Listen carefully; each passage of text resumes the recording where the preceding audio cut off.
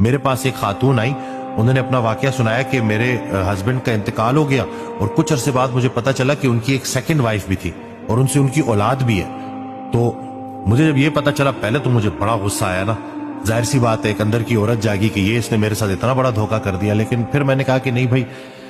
یہ جائیداد چھوڑ کے گیا ہے تو جتنا میرا اور میرے بچوں کا حق ہے اس کے اوپر اتنا اس کی بیوی اور دوسری بیوی اور بچوں کا بھی ہے. تو کہتے ہیں میں نے ڈھونڈ ڈھانڈ کے اس کی وہ سیکنڈ وائف کو ڈھونڈا, اس کے پاس گئی, اس کو بٹھایا, اس کو میں نے کہا کہ یہ اسلامک طریقہ بنتا ہے, اس طریقے سے ساری یہ جائیداد ڈیوائیڈ ہوگی تو یہ تیرا اور تیرے بچوں کا حصہ اور یہ میرا اور میرے بچوں کا حصہ. کہتی ہے کہ ڈاکٹر وسیم آپ یقین کریں کہ جب میں نے وہ پراپر طریقے سے تقسیم کر دی نا, وہ دن ہے آج کا دن ہے, میرے بچوں کو کسی کام میں ذرا سی بھی رکاوٹ نہیں ہوئی. اللہ نے ہمارے لیے ایسے راستے بنائے کہ میرے بچے اب جو ہے نا وہ بہترین زندگی گزار رہے ہیں. اور میں جب مڑ کے سوچتی ہوں کہ اگر میں یہاں رک جاتی